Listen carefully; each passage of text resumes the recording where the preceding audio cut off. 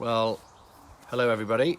My name's Gavin Grenville Wood and I am coming live to you from Basingstoke in England, which is about 40 miles kind of southwest of London. I'll just keep rabbiting on until we get a few more viewers, but it's a pleasure to speak to you today. I work for David Ledbetter, and sometimes I have the pleasure of being out at Champions Gate in Orlando and working with the most amazing site director, Melissa Chivers. Melissa, if you're on, let me know. Yeah, together we are trying to build a phenomenal junior development program at Champions Gate as part of the Ledbetter Golf Academy. So yeah, tonight we'll just wait for a few more folks to join in. I realise it's just gone 7 o'clock and you are joining me live here in beautiful England. It is 7 p.m. and look, short sleeves. It's almost warm enough to wear shorts, but not quite. So yeah, we are still in lockdown over here, and that's full lockdown. Golf courses have been closed now for 6 weeks. Nobody's played any golf except at home, and we've seen a vast array of homemade nets and backyard games made by kids and families and stuff, which has been great to see. And of course I've been following along with what's been going on the LPGA Girls Golf page, which has been awesome. So yeah, it's a pleasure to join you tonight. I'm going to share some of my knowledge, some of the techniques and strategies that we use at the Ledbetter Golf Academy. But yeah, we've got my family are involved tonight as the production crew, so it might be a little bit raw at times, but don't worry, we've got some fun and games for you, as well as some instructional points that you can help with your kids. So it'd be great to get some feedback from you as well. If anyone has any questions, then you can start firing away with those questions as soon as you want to. But you know what I'd like to do right now is just find out who's on the call. Let's see. Allow you to join. Okay, let's see if you're on. Can you let me know what your name is and where you're from? That'll be great. And then we could say hello, and this becomes a little bit more personal as opposed to me just talking to a phone, which can often be very boring, right? So yeah, for those of you that have just joined, welcome to tonight's edition of the LPGA Girls Golf program here, brought to you from England. And I am about 40 miles southwest of London in a town called Basingstoke, which is famed for its roundabouts. We're here in my backyard, actually the car park, the carpool. This is where I'll be doing some of the games, and then we'll be heading back out to the garden in a minute as well, and to play a few more games. We're going to start with pitching tonight and talk about that, and then we're going to do some putting, and then we're going to do some chipping, and we're then going to finish off with a special putting lesson. I'll leave that hanging in suspense.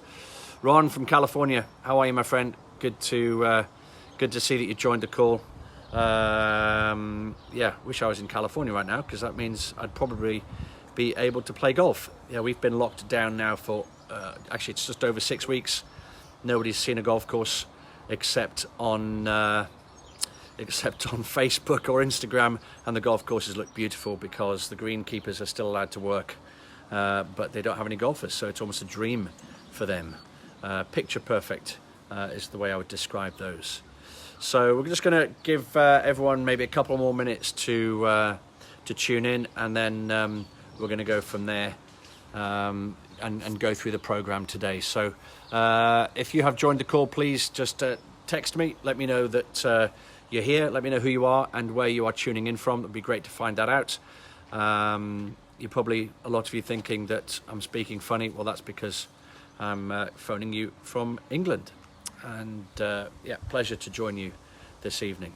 Work very closely with one of our site directors, Melissa Chivers, and together we are building the girls golf program and the junior program at Champions Gate, which is the headquarters of the David Ledbetter Golf Academy, for whom we work.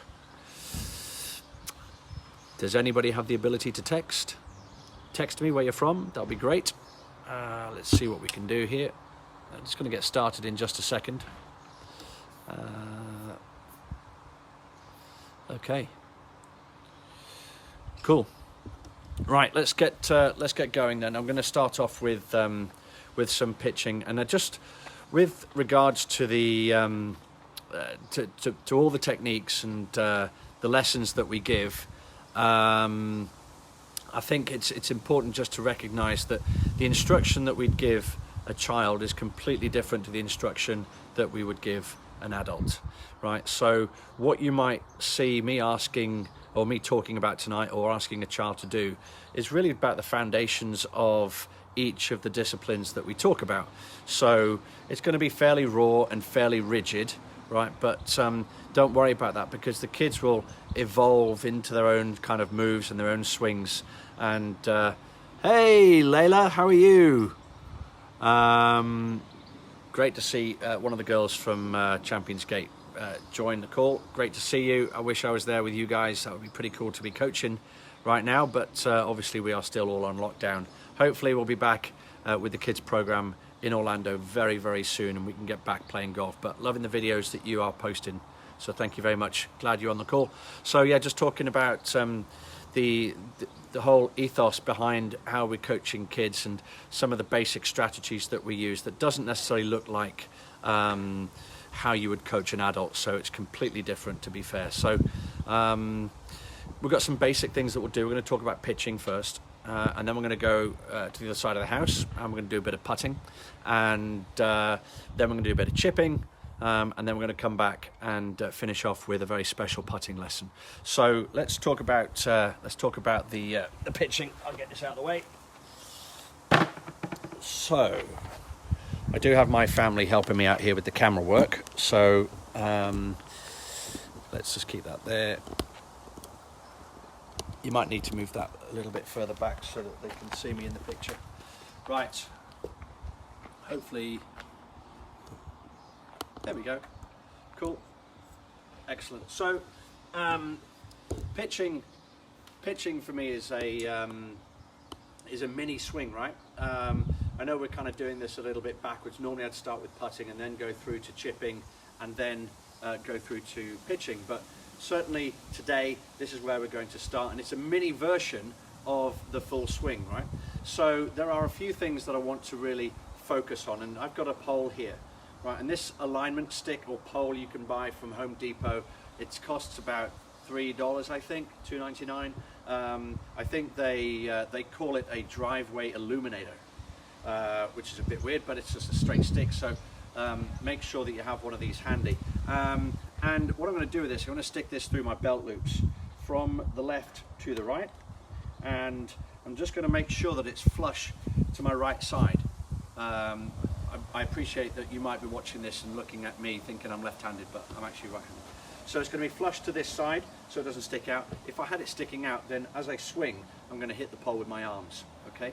But the reason that I put the pole through the belt loops here is because I want to demonstrate what the hips do and what the body does, but equally I need to feel as I'm swinging exactly what the body's doing, right? So if I just, I'm going to use a tennis ball now because it's quite easy to see and to use.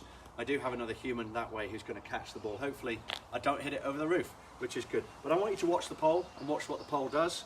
And there. So if you saw that, can you tell me, or just text in what you thought you saw with that, and yeah, that will give you the idea of what I want to talk about. So it's all about, for me, with the mini swing, just feeling what your body's doing. And of course, with the pole here, we want to make sure that as you're swinging, it's moving that way. So with the kids, it's a very evocative feeling with the pole. You know, it kind of bounces off here and stuff like that. So, you know, you can feel it as well as see it.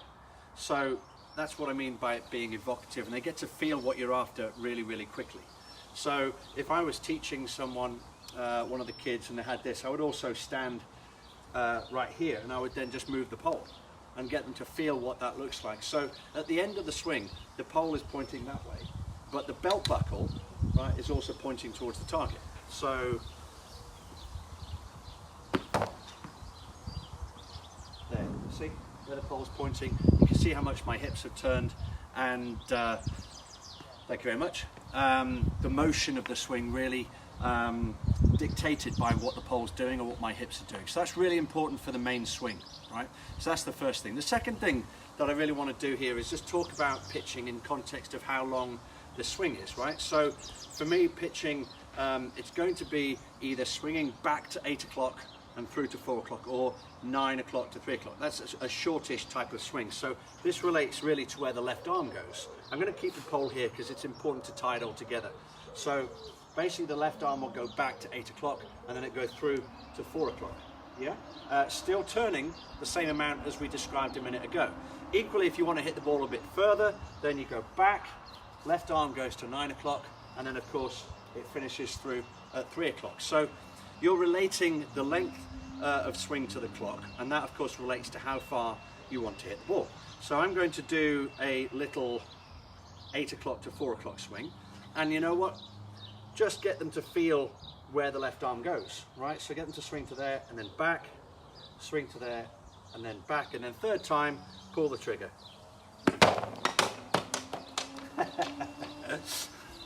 I broke one of the poles. We'll just wait for the human to fix. Thank you very much. To fix the drill. We're going to come to that bit in a moment. But yeah, I like that. Margie talking about the arms being waist high. I mean, look, these are just the basic concepts, right? So it's you can describe this any way that you feel replicates, you know, what you're trying to get them to do. There are different ways to deliver the message, and that's also important. If you've got something technical that you want to talk about, you will probably have to deliver that in a number of different ways. And kids don't have learning styles, right? They will pick up a message a different way. And you know, it's not always going to be the same way. So you know, you might get one kid that will pick something up through you demonstrating. You might get another kid that picks something up from you molding them into position, like, you know, moving the alignment stick that's in my belt loops. So you've got to employ different techniques for getting the most out of the kids. And if you're parents, if you're watching this as well, it's really important that you're in tune with what your coaches are doing during the lessons. Focus on what's going on, ask questions at the end, make sure you're able to complement what the coaches are actually doing, because you know, certainly from a parent's perspective, you have the most influence over your child, right? It's not going to be the coach. So you need to be ideally in tune with what the coaches are saying, so that you can help us get the kids better, certainly. So let's move on to the third part of pitching, right? And what I want to do here is we're going to move the camera angle, and this is a little bit of a game to a certain extent. So we've got two things that we talked about first of all, right? We've talked about moving the hips, and then we talked about the length of the swing. And now we're going to play a little game it's a really good starting point for the full swing as it relates to, here comes the cat. You know, you've got to have a fluffy animal in every video, haven't you? And this is Benny, the Bengal cat. We're gonna have to get him in here. Hang on a second. Come here. Hey, buddy. Be careful with it. Say hello to everybody from America. No? That's hilarious. That was him saying hello. That's always guaranteed for a few extra followers, right? So yeah, let's move the camera around and then we'll talk about what this game looks like.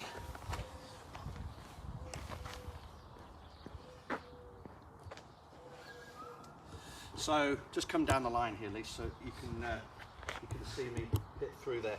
So you'll notice here now we've got two alignment sticks with a couple of noodles on, and what I'm trying to do here is to hit the ball through the noodles right, which then helps me relate to two other things. And this is why it's such a great game to play, because it feeds back to the kids almost immediately. So if I want to hit this little sponge ball through those two noodles, right, what I've got to do is make sure that the swing path is pointing in the right direction as I strike the ball, but equally that the club face is pointing in the right direction as well. So I'm not sure what's going to happen with the ball here, whether it... are you ready? Yeah. So...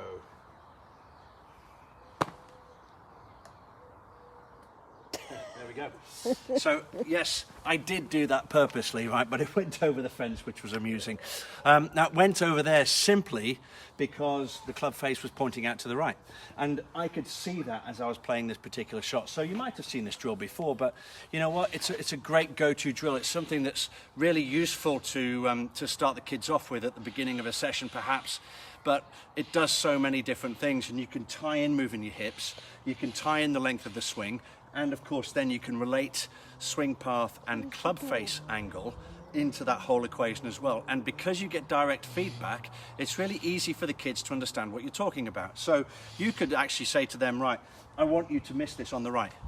And then you get them to either swing from in to out, or you get them to open the club face. And vice versa, you can say, right, I want you to swing and hit this ball left. Show me how you're going to do it. And they then start to become educated. And that's really important, because at the end of the day, what we're looking for is young kids that become responsible. They learn what responsibility is, because they are relating their own failures to what they've got to do to make it right.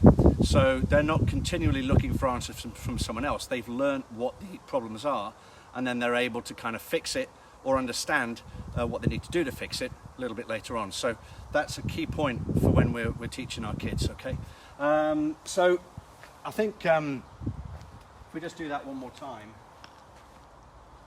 So that first one there was very much club face orientated, and of course just get the kids to feel what it's like in terms of the swing path. So of course they could be aiming with their bodies in the wrong direction as well, so it does help with that. But certainly with this, if I swing from out to in, okay, then we start to see again a different type of result. And the cat didn't eat the ball, which is a bonus, right? So brilliant. Now, does anyone have any questions on that? Let's bring this up a little bit closer. Cool, fire away. I have a wealth of knowledge. I've only done 4 webinars today, so somebody can fire away some questions. Let's have a look. Crikey, I can't be that good in terms of explaining it. Brilliant. Okay, so I think as far as I'm concerned, I'm looking for, in terms of a lesson that we play.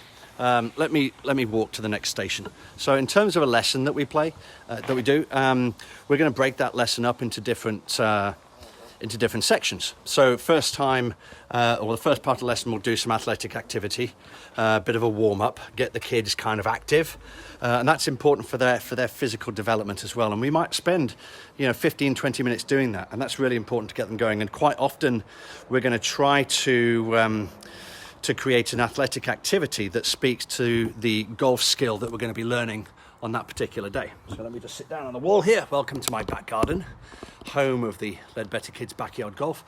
And I think once we've done the athletic activity, then we'll start to talk a little bit about what we're going to learn on that particular day. So if it's putting, then we'll talk about the basics of putting. But quite often I'll give the kids a challenge to begin with, without giving them any instruction. I'll give them the rules and the safety elements of it, etc., etc. But then I'll just let them play the game, or let them do the challenge. And it's a thing of beauty.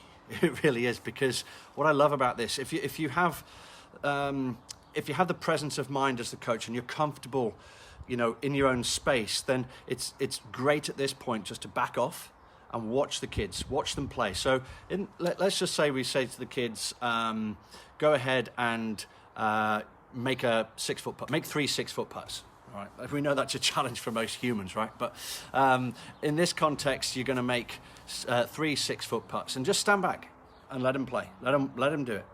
And what you will witness as you're scanning around the group, what you'll witness is kids doing different things. Kids trying to find any way to be successful. And you will start just by creating that challenge, you'll start to create frustration in some of the kids' minds, and you know, you'll start to get a little bit of complaining and a bit of moaning, and you know, maybe some kids be blaming other kids and stuff like that. That's all natural, right? They've got to go through that process. So just don't butt in. Let them go through it. Let them come through those kind of dark moments. We call this it's a small version of what we call the pit of success. You know, they go into this pit of success. It goes down deep into a hole, and then they have the frustrations of everything, and they finally start, as they keep working, they start to climb their way out of it, and that's how they acquire new skills, right? You know, they find it tough, and you know, when the going gets tough, you know, that's when we've got to support them. But you know, when the kids go through that and they come out the other side, what I mean by that is that they're ready to be receptive for the instruction, right? They become big sponges. I call it the sweet spot of learning, and it's really important that we allow that to materialize and allow it to kind of foster. Because just imagine, if you just put yourself in that space for a moment, how different would it look if you gave all the kids the information to start with? It's a completely different set of scenarios, because the kids don't know what they're about to experience. So it's just going to go in one ear and out the other, right? So for me, it's about creating the entity and creating the experience first. And then, you know, when the kids are in the right place, you hit them with the instruction, and then they're ready to go. So you give them back the challenge, and then you watch the success happen. You watch the smiles on the faces, and you watch the happy kids learn. And that's really what the secret to kind of coaching is all about. So we're just going to go on to the next little putting lesson, actually. We're right on time, so this is great. Does anybody have any questions at this point? I'm dying to tell you whatever you want to know. So yeah, just fire some questions through. It can be anything. Yeah, no, okay. Right, so let's just change this up, get the camera in the right place so you can see this next game. Right, there we go. So this game for me is called the Railroad, and I love this. And I do this with so many different groups, and I think this for a kid that's beginning is really easy for them to get to grips with what you're asking them to do. So you hole a putt, right, by doing two things: hitting the ball on line with the right speed. And that's what this kind of helps us do, right? So we've got two alignment sticks together, pretty much like a railroad, and you don't want the poles to be too close together. So what we're looking for is just get your little finger and then just put them between the two poles like this, just run it along. And then the poles are wide enough there for the ball to rest on. The narrower the poles, the more difficult this drill is. So you can even go a bit further if you want to. You know, if you're talking like a 5-year-old or a 6-year-old, then this is going to be really easy. You're just creating a bigger cradle for the ball to stay in. So it's really easy there. And all we're trying to do is to get the ball in the hole down the railroad. Now, we've got the basics of the swing, right, which is a simple tick, tock, tick, tock. So when I'm looking at this particular drill, I know what to expect. I know that with some kids, they're not even going to get anywhere near the hole at this point. They're going to smack it too hard. It's going to go all over the place. But again, you are creating something where there is direct feedback, and they really do pick up on that very quickly, because that's their own self-discovery mechanism effectively kicking in, and they're the ones that start to figure things out. You've got to let kids be creative. You've got to let them fail. You've got to let them succeed all by themselves. They pick up lessons much quicker when they're doing that. So here's the basics of this. So just very, very small, simple tick-tock swing, tick-tock. Okay. So what was my feedback from that? Well, I didn't watch what I was doing, didn't have any control over the putter face. So you'd say to the kids, right, well, you know, you've got to make sure that you stay focused on what you're trying to hit. Don't look at anything else. And, you know, almost immediately there, I knew what was wrong with what I'd done. So I can then go back and then fix it, you know, as the kid. So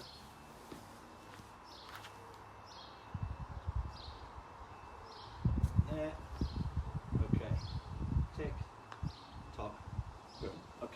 So again, really, really simple. Now the whole point of the two railroads there is that if I pull that closer together, then there's less of a cradle for the ball to sit in. It'll sit much more on top. And so if the swing path is wrong, or if the club face is pointing in the wrong direction, then the ball's going to hop off the rails. So, and it's quite easy for it to do that. So if I just hit this with an open face, went to the wrong hole. If I just did that with an open face, you can see what happens. It just pops off, and that might be even irrespective of the path being quite good. So again, I'm just after the feedback, and that's really important in terms of what you want the kids to experience. So this is a great game, and you can do it in a number of different ways, and the kids love this. And you can do it at home. You don't have to have a putting mat. If you did it in the house, you can putt to a can, or you can putt to a glass that's on its side. You don't have to use real golf balls, but it's really easy to practice. And of course, when you get to the golf course, you go on the putting green. I wouldn't really let the kids just run around on the putting green, just doing something that was unstructured or not really focused. You want them to feel like they're achieving something every time, and playing a game will give them that sense. So, you know, with this, you could say, right, make 5 putts in a row. And as soon as you've done 5, then you just push the poles back. So I'm going to push these back a foot. Right, so just put my foot down here, move these back. There we go. So we make it a little bit more difficult. And of course, you then start bringing into the equation where the poles are pointing. Right, so if you don't point them in the right direction, the ball's going to miss. Keep the poles a decent distance apart, not too close together. Pop the ball back on it again. And now we have to hit the ball a little bit harder, so the swing's a little bit longer. Tick, tock, boom. Okay? And I like the kids to say tick tock all the time, because it gets them to control exactly what moves they're making, and they're not going to rush it or do anything abnormal. You're relating a length of swing to this certain particular type of shot. So that's certainly really, really useful. And then you just keep going further back, right? So, you know, this becomes a great game once you get much further back up here. Of course, you're going to have to spend a bit of time. You might need to help them line it up. You might give them that responsibility. That's entirely up to you. Pop it down, and then same again. Tick, tock. Oh no. Yes. Well, I'm going to blame the concrete because it's not level. All right, that was absolutely not my fault. But I love that game. It's called the Railroad, and it's got many different phases to it. Really easy to take the kids through different levels, and just to start to learn really through experience. It's really important. So hello, Eleanor. Good to see you. Glad you guys are on the line as well. And Layla, glad you're putting. Good stuff. You really learned how to putt when I was there. And I know you girls miss your lessons. So yeah, shame. Right, okay, does anyone have any questions? We are moving close to 7:30. I've got a schedule to keep, obviously. And we're just going to go across and do a little bit of chipping now. I'm going to play a great game called Umbrella Golf. Now, just going to show you this. Let me just flip that around. Hello, Melissa, where have you been? Oh, right. Look, we've got we've got an imposter onto my games. Benny, dude, seriously, what are you doing? Anyway, this is Umbrella Golf, and I love Umbrella Golf because it's just such a fun. What is going on over here? You want to go in the green? Go on, go in the green one. No. The cat's crazy. Go on. Yeah, there we go. Just ruined my game. Go on. Go on. No. Go to the yellow one. I hope the cat doesn't go to the bathroom in one of these umbrellas, because that's going to be a disaster. Sorry, he's got a habit of doing these things. Okay, well, let's go over to the chipping station. Of course, Josh is going to kill me for being on the grass here, because during lockdown he has relayed the lawn and done all of the flowers and everything, and it's absolutely pristine, especially for tonight. So you're very lucky. There we go. Come on, Tiger. No, no, no. Get off my pitch. Interesting. Interesting. Strange human. Right, Lise, do you want to get behind the camera? Excellent. Cool. Right, looks like the cat's out of the way. Right, so we're going to talk about chipping now. And actually, you know, I love this game because it's multifaceted, or there are different things you can do. And this is actually a really good game to play as a warm-up, right? And I love the idea of throwing games because that helps develop hand-eye coordination, depth perception, you know, how hard to hit something or how hard to throw something. I think it's really important that the kids go through that as they develop and do it regularly, you know, throwing and catching to each other. It's really important that you do that a lot, even if as a parent or a coach you're not very good at catching. It's okay. So, you know, when you're stood here, I've lost my cameraman. You can't get the staff these days. I pay you enough to film this properly. Is that okay? Can you follow where the ball goes? That'd be good. You might need to just unwind the camera a little bit so that it twists. There we go. We had been through this tutorial for 3 hours today with the family, so just apologise for them. It's okay. I'm going to get murdered later, but that's okay. We'll have had a good time doing it. So just standing from my hitting station here, all I want to do is just to throw the ball into one of the umbrellas, right? And so if I just throw this into the blue umbrella, right there, it bounced out, right? So again, feedback, right? The key thing with this is I've got to learn how to throw the ball into the umbrella slightly differently. If I throw it too shallow, it's just going to bounce out. So I just have to learn as I play the game, right? So I've got a tennis ball here. I can easily do it with a golf ball or a sponge ball. So if I go now to the green one down there, okay, that was short. It landed in, but you kind of get the picture of how this is a great game to play. And what you can do is to get the kids to run to pick up the ball and come back, and that makes them really active and gets things kind of moving. Of course, if I started running on this grass right now, I would get absolutely shot. So I'm not going to get myself into trouble. But we're going to talk about chipping now, and much like we talked about pitching, first of all, in relation to a particular length of swing. Here I've got all these umbrellas around, which are at different distances, right? So, you know, this blue one over here is quite close, the red one's much further away, so is the green and the blue over there. And I'm going to have to hit the ball with different strengths in order to get it into one of these umbrellas. So, for the purposes of this demonstration, and because I've got a brick wall there, I'm not going to use a real golf ball, but if you have more space, you can use a real golf ball. Any ball will do, it doesn't really matter. So let's pop it down on the little hitting mat, otherwise known as a carpet, just to let you know. And I'm just going to go over here and just do a little chip shot into the blue umbrella, and it's going to be quite a short shot, so it might well be that it's 7 to 5, or even kind of 6:30 to 5:30, so it's a really short swing. If I just show you from this angle, it's a really short swing. And I want you to really focus on that with the kids, because, you know, they will have a tendency to always overswing things. They'll never underswing, really. And you'll see swings kind of up here and, you know, like out of control windmills, really. So with this, just a little baby 6:30 to 5:30 swing, judged by the left arm. Okay, just a fraction short, but again, it was good enough for me to learn from. And that's what I want, is constant feedback for what I'm doing, right? So if I knew that that was 6:30, maybe I just extend the length of the swing a little bit more. And what if now I wanted to go to the red umbrella, which is way down there? I might need to swing this back to 7:30.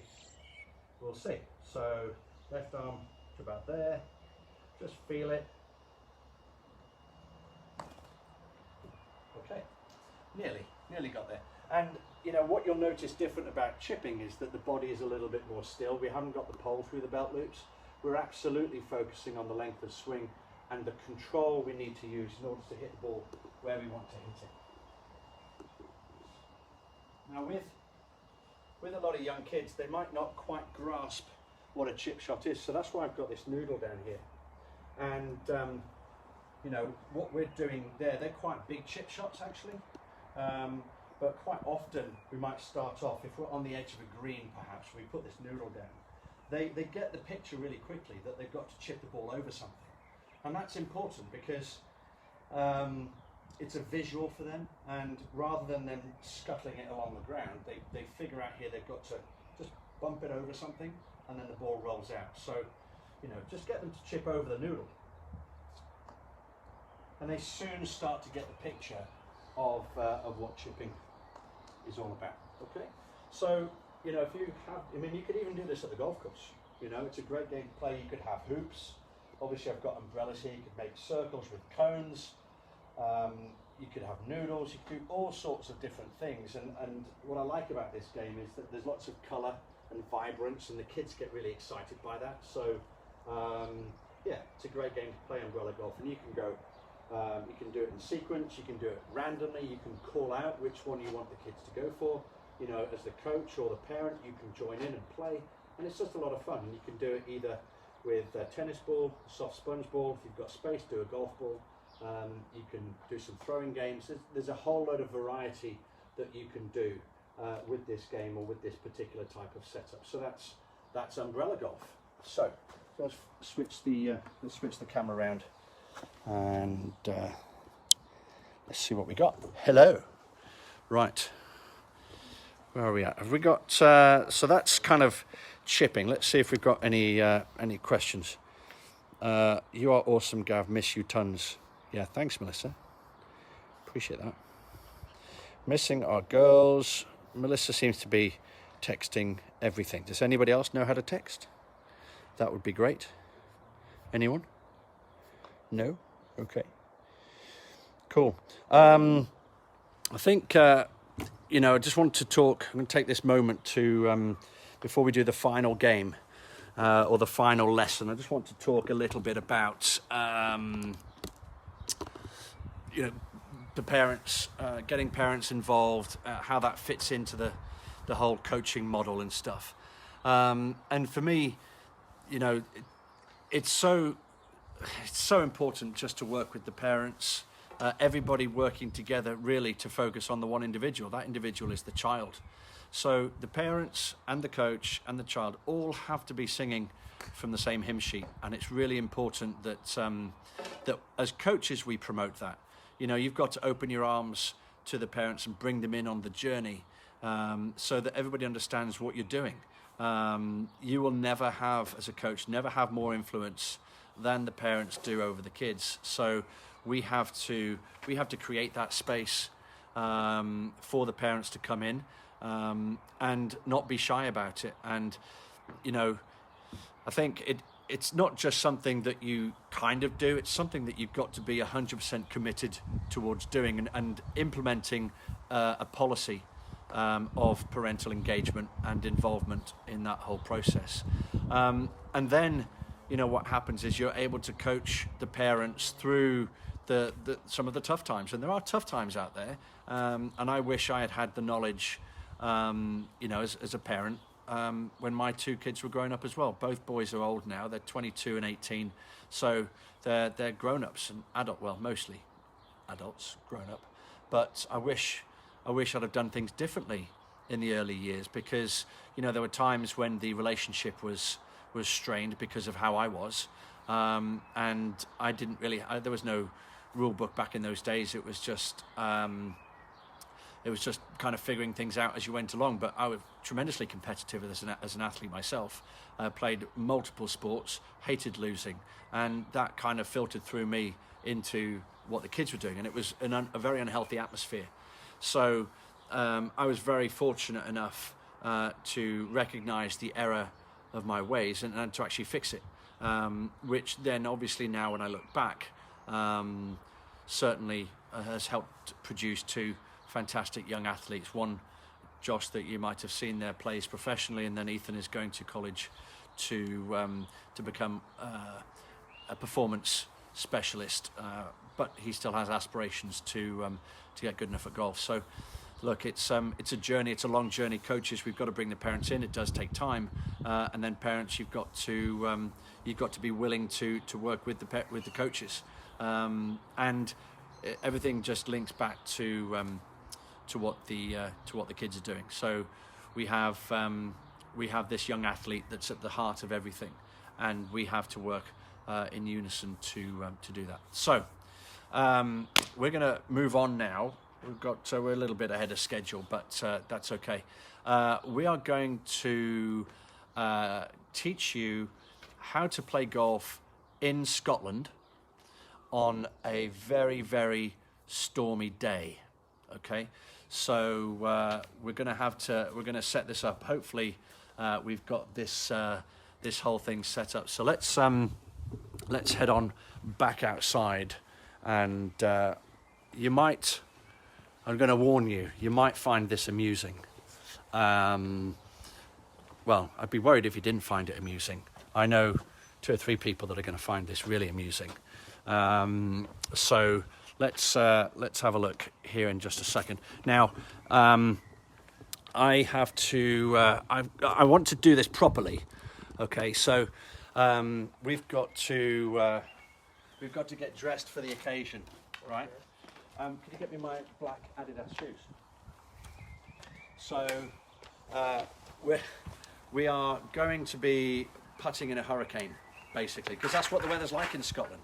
So I've got to put on my my waterproofs. Nobody in America plays in waterproofs because if it rains, you all just go in. Over here, we don't have carts. We just go out and play, and we come back 5 hours later, drenched as rats. Right. So this is what we do. We put our suit on and we get dressed up. Do I have a putter, please? Thank you very much. I've got one pair of excellent waterproof shoes, which is kind of fun. And these are great shoes, by the way. Very comfortable.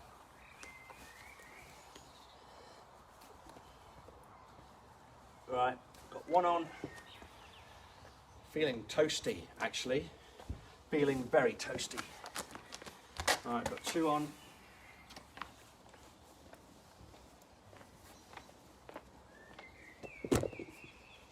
Very good. Right, got my putter. Let's get the camera in position. Let's see if we can see the putting green. Got my little putting green over here. Perfect. Very good. And then, right. You throw me that. What? Just throw me that in a second. So, yeah, this is it. This is basically my little 6-foot putt. It is absolutely pouring with rain. It's really, really raining. And of course, one of the problems when you're putting in the rain is if you're wearing one of these caps, of course, it's really wet. The rain drips off your visor. So I would always recommend you wear a beanie hat.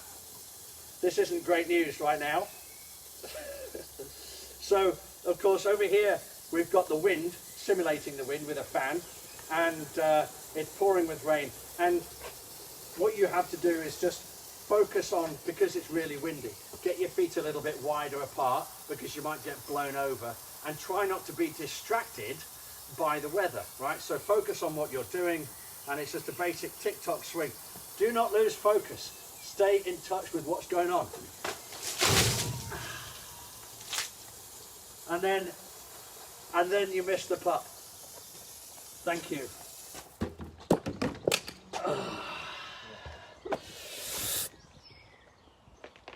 Right, that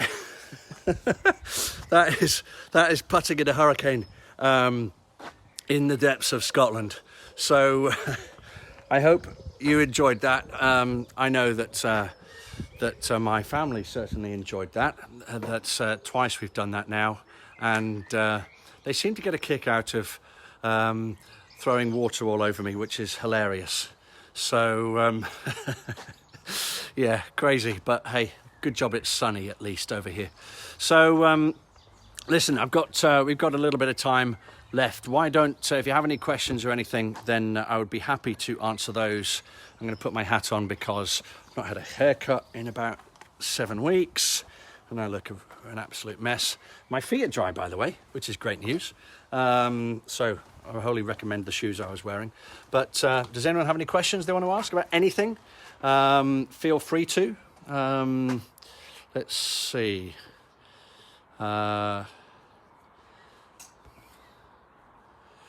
Okay. Right. Brilliant. Okay. Cool. Well, if no one has any questions, Layla said I'm a great golfer. I missed the putt, Layla. You know, I was distracted by the weather conditions. But thank you, I appreciate that. That's very kind of you to say something so kind. And yeah, you know, it's just, it's great. I thoroughly enjoy helping folks out. If you want to learn a little bit more about what we do at Ledbetter Kids, you can check out our Instagram page at LedbetterKidsGolf. And actually, if you're a parent or even a coach, we've got a great piece of education that you can go and tap into. It's free of charge.